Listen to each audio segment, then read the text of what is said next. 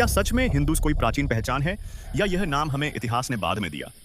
किंतु यहाँ कोई सुनो सारस्वत, बच्चों, कोई पहले सनाड्य, पहचान कोई धन देशस्थ, नहीं, कोई जीवन कराड़ा, कोई नागर, कोई पुष्करना, कोई सरजूपारू, कोई बैनर्जी, कोई चट्टोपाध्याय, कोई गांगुली, कोई चक्रवर्ती, कोई पौराणिक, कोई पुरोहित, कोई चौबे, कोई छब्बे, कोई दुबे, कोई पाठक, कोई त्रिवेदी, कोई मिश्रा, कोई भारद्वाज, कोई काश्यप इत्यादि बैनई।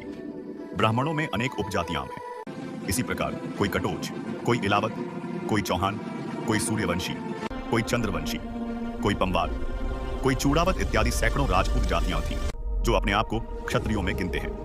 इस प्रकार वैश्यों में अग्रवाल, खंडेलवाल, महेश्वरी, बजाज, डालमिया, शीतलवाद, पारिक, कानिया, बाणिया, कराड़, अरोड़े का खत्री, भाटिया, गांधी, खन्ना, सेठी, ओबराय आदि हजारों बिरादरियां हैं जो अपने आप को वैश्यों में और कभी-कभी क्षत्रियों में भी गिनते हैं। इसी प्रकार शूद्रों में अनगिनत जातियां हैं। जब कभी इनसे पूछा जाए तो इन्होंने मुस्लिम ईसाइयों की भांति कभी नहीं कहा कि हम हिंदू हैं, बल्कि वे सदा अपनी बिरादरी अथवा उपजाति का नाम ही लेते हैं। हिंदू शब्द भी विदेशियों ने इन्हें दिया है। हाँ, देखो ये हिंदुओं ने उसे स्वीकार तो कर लिया, किंतु ये लोग हिंदू शब्द की कोई एक परिभाषा न बना सके।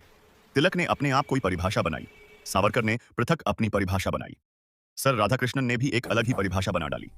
गोया कि इस भानुमति के पिटारों की कोई भी सच्ची और वैज्ञानिक परिभाषा नहीं थी।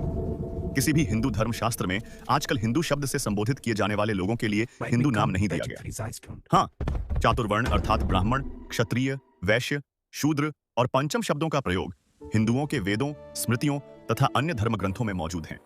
इसी बात को देखकर संस्कृत के प्रसिद्ध विद्वान और आर्य समाज के प्रवर्तक स्वामी दयानंद ने इस भारतीय जन समुदाय को हिंदू शब्द न देकर आर्य शब्द प्रयोग करने का उपदेश दिया था, क्योंकि उन्हें हिंदू शब्द अवैधिक प्रतीत होता था। उनके प्रसिद्ध शिष्य पंडित लेखराम ने, जो उर्दू फारसी के विद्वान थे, अपनी पुस्तक कुलियात आर्य मुसाफिर हिंदू का शब्दार्थ चोर, दास और काला बतलाया है और आर्य समाजियों को सचेत किया कि हिंदू शब्द एक गाली है जो भारतीयों को मुस्लिम शासकों ने हीन और दास। अब सवाल यह उठता है कि जब पहचान जातियों में बंटी रही तो एक साझा धार्मिक नाम कैसे बना और किसने बनाया? जय भीम, नमो बुद्धाय।